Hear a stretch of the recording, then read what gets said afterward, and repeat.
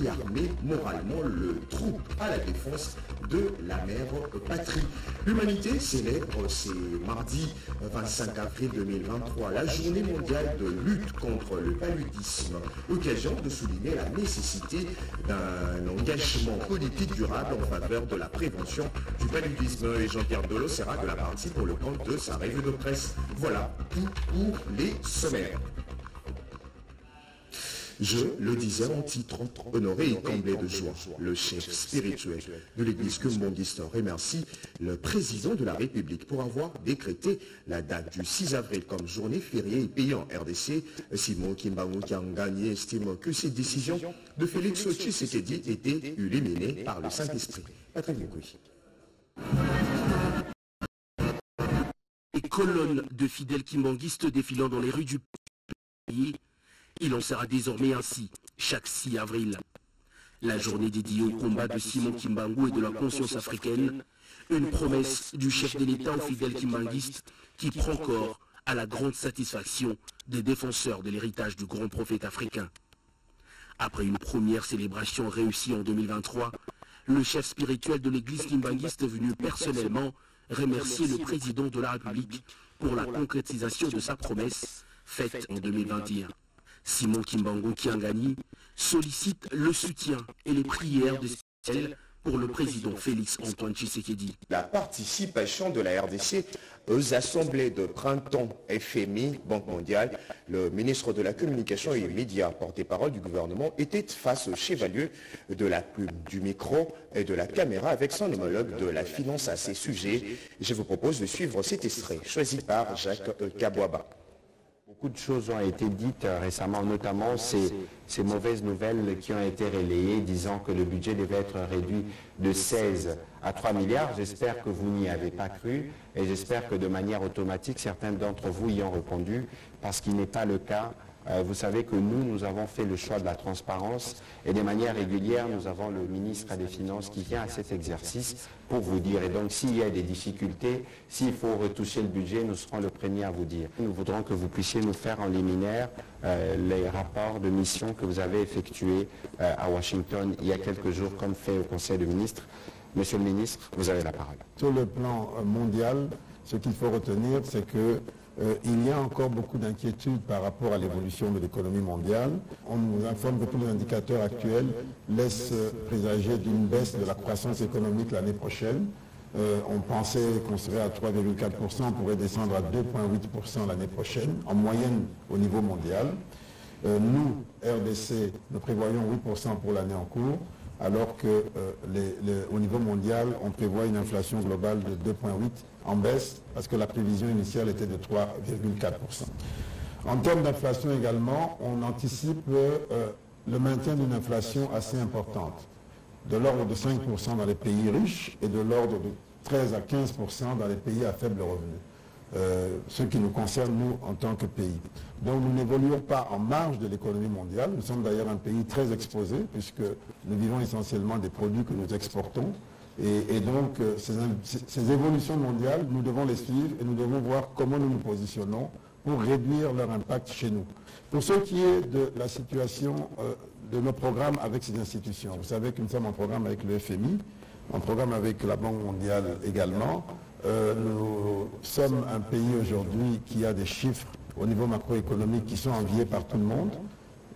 Le collègue a parlé tout à l'heure de la croissance économique, 8,6%. Il est possible que ça évolue encore vers 9%, 9,1%, parce que le travail est en cours. L'année venant de terminer, le travail continue toujours pendant les premiers mois de l'année suivante. Il se pourrait qu'on arrive à 9% d'inflation sur 2022, ce qui serait exceptionnel. Déjà à 8,6%, nous sommes la première croissance économique du continent. Et puis, les femmes, au total, du cabinet du chef de l'État, sont formées sur le numérique. Une formation qui sera sanctionnée par la remise de brevets. Suivez. La salle des congrès du Palais de la Nation a servi de cadre ce lundi 24 avril à l'ouverture de la formation d'un échantillon de femmes sur les numériques. Apprendre, c'est vouloir progresser, dit-on. Sur ce, le premier groupe des 33 femmes du cabinet du président de la République a débuté cette formation.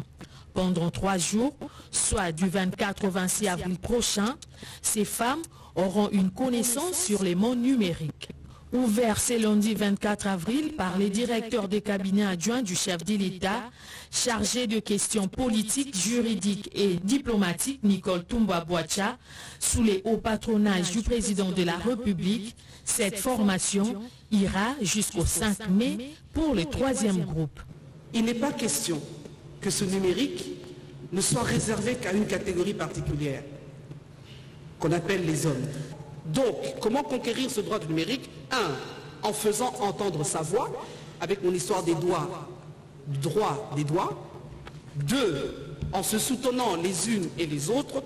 3. En s'impliquant sincèrement dans l'apprentissage pour ne pas rester à la traîne.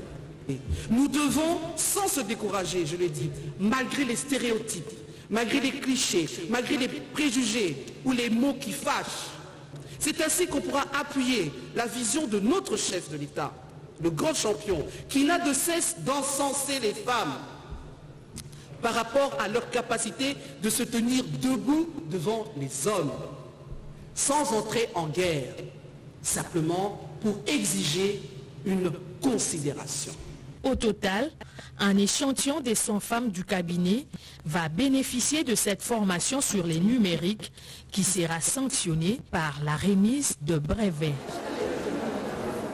En bref et en images, l'humanité célèbre ce mardi 25 avril 2023 la journée mondiale de lutte contre le paludisme, occasion de souligner la nécessité d'un investissement continu et d'un engagement politique durable en faveur de la prévention du paludisme et de la lutte contre cette maladie. De la santé, le ministre de la Santé publique, Hygiène et Prévention a ouvert l'atelier sur la planification familiale. Edichala. Atelier d'auto-évaluation et de planification des activités du comité technique multisectoriel permanent pour le repositionnement de la planification familiale en RDC, CTMP en sigle, s'est ouvert à Kisantou en Mbouela Lodge dimanche 20 avril 2023. Le ministre de la Santé publique, Hygiène et Prévention, Dr Samuel Roger Kamba, a ouvert les travaux en précisant les attentes du gouvernement. Le président de la République, qui a décidé de mettre en place la couverture santé universelle pour la protection de nos populations, a décidé que l'hypermortalité de la mère et de l'enfant, et nous venons de l'entendre, la courbe est plutôt croissante pour la mortalité de la maman qui met au monde, alors que les objectifs de développement durable nous demandent d'étendre vers une réduction significative.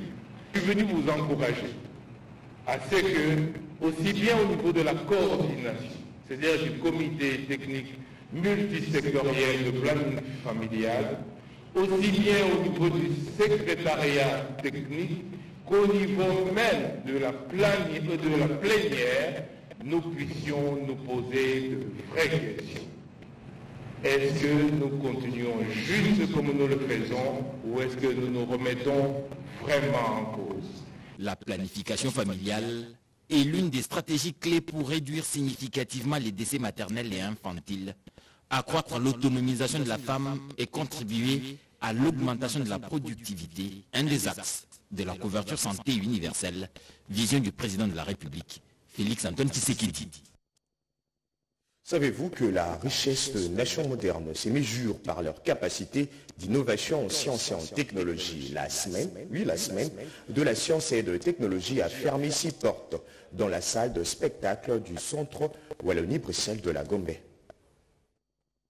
C'est le directeur des cabinets adjoints du chef de l'État en charge des questions juridiques et administratives, Nicole Toumba-Boacha, qui a clôturé cette grande rencontre de la Semaine de la science et des technologies en RDC. Au cours de cette Semaine de la science, les participants composés en majorité de jeunes ont bénéficié des échanges et partages d'expériences avec des orateurs et experts en la matière sur les innovations dans les domaines de la science et des technologies, la projection sur les parcours des grands savants congolais Malou et la présentation d'une pièce de théâtre proposée par le professeur Kadiman Djouji ont fait partie d'éléments pédagogiques de cette soirée. Raïssa Malou, l'initiatrice et responsable de l'Investing in People, s'est dit satisfaite de la rencontre qui a coïncidé avec les 10 ans d'anniversaire. Comme d'habitude, on a été impressionné par notre jeunesse, par les activités.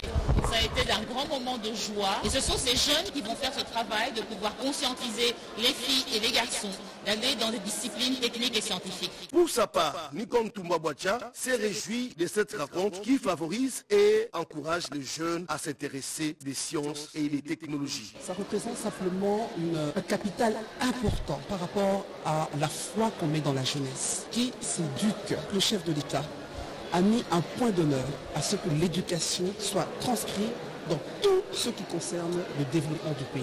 Parce qu'aujourd'hui, nous voyons très bien que les filles de plus en plus s'intéressent à la science. Plusieurs autorités ont rehaussé de leur présence, dont l'ambassadeur du Royaume de Belgique à RDC et le professeur Ndaïwen. Notons que la soirée a été agrémentée par le jeune de l'orchestre symphonique Kimbanguste. Dans le registre des hydrocarbures, Perenco et Sonaïdro, deux entreprises soumissionnaires, s'engagent donc pour accompagner la RDC dans la valorisation de ses ressources en hydrocarbures. Dieudonné Junior Yangumba.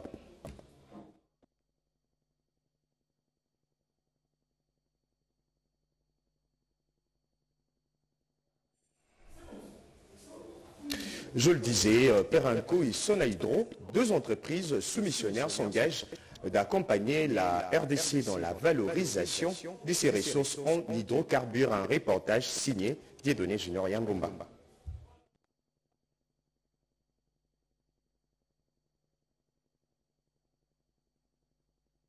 Nous reviendrons dans nos prochaines éditions. On passe à la suite de ces journaux. Pendant qu'elles étaient en train de mouiller leur tenue pour défendre l'intégrité territoriale. Au centre d'entraînement de Massissi, nous sommes au Nord Kivu. Le gouverneur militaire Constant Diman a réarmé moralement le troupe à la défense de la patrie. Regardez. Réarmer le moral des troupes au centre d'entraînement de cette partie de Massissi. Le gouverneur a rappelé à ses hommes les règlements militaires qu'ils sont tenus à respecter scrupuleusement. Il a insisté sur la discipline qui est le socle de la réussite. Le lieutenant général Constant Dima Kongba a invité les troupes au centre d'entraînement à promouvoir les valeurs et à éviter les antivaleurs telles que la consommation de la drogue, les tirs désordonnés et non autorisés, la saleté et un accoutrement non conforme au règlement militaire. Votre mission principale demeure la sauvegarde de l'intégrité du territoire ainsi que la protection de la population et de ses biens, a-t-il lancé. Tirer dans ma position, mais jamais, pour la question de terrain, qui est aux amandos, qui est le parce que la constitution est le bien abisso que to battre l'école abisso na population na yango to la kisibino yango te na sei moto moko la kisibino eloko na sei azate mais o azali ko sala awa azima ndoka te ko intimider bato, c'est-à-dire azalaki kuluna, azalaki voyou, azalaki voleur armé kala, alors aye ko bomala siko na kati armé donc il va pesi yo matériel militaire baza ko pesa yo. Ils allaient pour battre là. Et dernier mot cannabis, ils allaient pour battre la population de Biloko Mabiabango. Ils allaient pour la côte en Angonanda à Montoté. Ils allaient pour la Bouma Monto pour vos téléphones. Ils allaient pour la Bouma Monto pour vos ambons, monsieur. Non! Moi, je suis aux années à Tango Bitumba. Oyo akomeka bilo kandenga yemoka komona pe na biso. Pas de voleurs, ceux qui sont na biso, ozali moyibi na kati na biso, ozi arme na biso ana l'état, oki ne kusala makambo oyo takindo sala na ngote. Ça c'est très grave. Bana na ngai boye ba yango. Signalons que les gouverneurs étaient accompagnés de ses collaborateurs. La population de l'Ituri est appelée à la culture de la paix. L'appel est lancé par le maire de la ville de Bunia dans le but de lutter contre l'insécurité. Chef de quartier, un chef d'avenue, Une matinée de sensibilisation à la culture de la paix au cours de laquelle le maire de la ville de Bunia, le commissaire supérieur principal, Mbouikola Jean Bosco, a appelé la population du quartier Ouba, qui constitue l'une des portes d'entrée de la ville de Bunia, à doubler la vigilance pour barrer la route aux ennemis de la paix qui sont souvent porteurs de discours de haine et de l'insécurité. J'ai dit qu'il n'y a pas de problème dans la ville de Bunia. Mais la ville de Bunia est victime des conséquences qui se passent dans les périphéries. Alors nous devons ouvrir les yeux. Nous pouvons les recevoir, mais ils ne peuvent pas venir nous donner des langages discourtois, des langages de haine, des langages de division. La population doit ouvrir les yeux. On n'a pas refusé de recevoir les amis, de recevoir les frères, mais que ces frères-là ne viennent pas nous causer des problèmes, parce qu'il n'y a rien ici à Bunia. Une preuve de la bienveillance qui rassure les hommes, femmes et jeunes du quartier venus nombreux poursuivre le message de l'autorité urbaine. Nous sommes très contents du message de l'autorité. C'est vraiment ce qu'on attendait. Notre souci est que les activités de notre marché reprennent normalement. Redynamiser les relations civilo-militaires, les rapprochements entre le gouvernant et le gouverné en vue de créer la confiance pour arriver à la paix durable, l'une des approches mises en place par le gouverneur militaire de l'Ituri au-delà de la stratégie militaire qui porte déjà ses fruits dans plusieurs parties de la province de l'Ituri. Pour avoir abattu froidement un informaticien dans sa résidence à Matadi. Les présumés assassins seront bientôt à la barre pour répondre de leurs actes. Croyant échapper à la justice, ils ont été arrêtés. La patrouille mixte FARDC PNT organisée par la mairie de la ville de Matadi donne déjà les résultats escomptés. Sous la vigilance du maire de la ville, Dominique Odiambete, un groupe de présumés assassins d'un ingénieur informaticien a abattu froidement dans sa maison et une soixantaine de civiques, communément appelés Koulouna, vient de tomber dans le filet des agents de l'ordre. Les repris de justice recherchés à Kinshasa pour le banditisme urbain ont été aussi arrêtés pendant cette opération de nuit et une voiture qui était volée à Kinshasa a été retrouvée. Nous avons tous les documents de ce véhicule et il faisait taxi à Kinshasa. Subitement, le chauffeur avait disparu dans la nature. Après avoir porté plainte contre un connu ici à Matadi, dans moins de 48 heures, notre voiture a été retrouvée. Merci à la police nationale congolaise et à l'autorité urbaine de la ville de Matadi. Une quantité considérable de drogues et d'autres stupéfiants à la base de déviations comportementales des jeunes a été saisie. Très déterminé à éradiquer l'insécurité dans sa juridiction, Dominique Odiambete est allé inspecter les travaux de réhabilitation des éclairages publics dans cette ville. Une opération soutenue par la population de cette ville portuaire. Peut-être le problème lié au transport en commun seront allégés dans la Mongala. 5 bus Transco ont été déployés dans la dite province pour faciliter la circulation de la population. Un important lot de bus Transco seront bientôt acheminés dans la province de la Mongala pour répondre efficacement aux besoins de la mobilité de la population de ces coins du pays. Le gouverneur de la Mongala, Maître César Limbaya, a, au cours de la cérémonie de remise officielle de ce bus, présidée par le directeur de cabinet du ministre des Transports, exprimé sa satisfaction pour ces gestes du gouvernement central à travers la société des transports du Congo Transco. C'était aussi une occasion bien trouvée pour le chef de l'exécutif provincial de la Mongala de remercier le chef de l'État pour sa vision axée sur l'amélioration des conditions de vie de la population et le développement des entités territoriales. Témoigner de toute notre reconnaissance et notre gratitude tout en assurant à son Excellence Monsieur le Président de la République que parce que c'est une première depuis que la Mongala existe, qu'on pense principalement à sa population par ma modeste personne, que son Excellence Monsieur le Président de la République soit rassuré que la population de la Mongala se dressera comme un seul homme et lui apportera de manière inconditionnelle son soutien dans tout ce qu'il va faire pour que son second mandat. Amjambo wandugu wapenzi, ninawasalimu nyinyi wote kwa furaha na upendo. Hapa tuko ku RDC Monde. RDC Monde iko juu ya development ya kwetu. RDC Monde iko juu ya kujenga kwetu Kongo.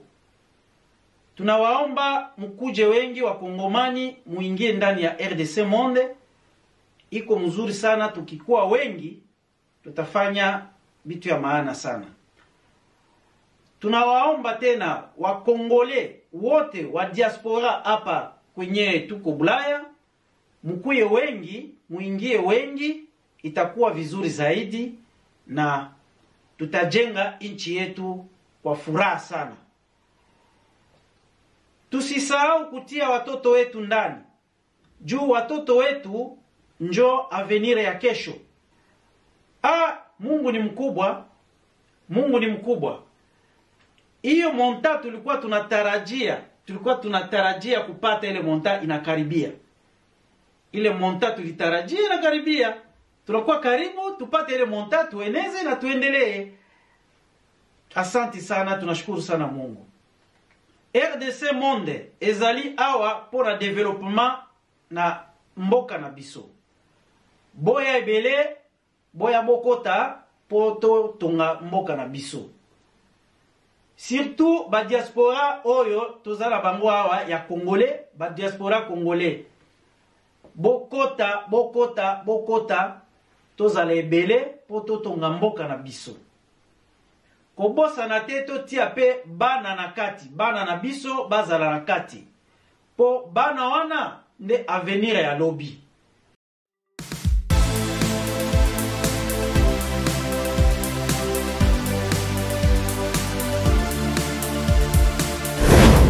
C'est Jean-Paul Toumba-Kanida. Je suis là aujourd'hui, comme vous le savez, comme d'habitude, la transparence, la RDC Monde, vous présenter le bilan de 2022. Nous sommes presque au bout de nos efforts. On va atteindre notre objectif de 100 000 en Suisse. On est aujourd'hui à 74 500 et quelques, donc plus de 74 000. Là que je vous parle, je pense qu'on a déjà atteint 75 000 dans le compte. Ici, je vous montre ce qu'on a fait comme capture du dernier bilan dans le compte. Et vous allez voir que chaque année, depuis 2018, nous montons presque avec une moyenne de 15 000. Alors, on a 75 000. Pourquoi ne pas atteindre les 100 000 cette année? Invitez vos frères ou bien doublons notre mise. Tous les frères et sœurs de RDC Monde, à qui j'ai dit merci infiniment pour votre confiance. Alors, RDC Monde, toujours avant, bientôt on va atteindre notre barre de 100 000. Notre objectif n'est pas impossible pour cette année. Allez, dans vos poches, RDC Monde, Tokolonga.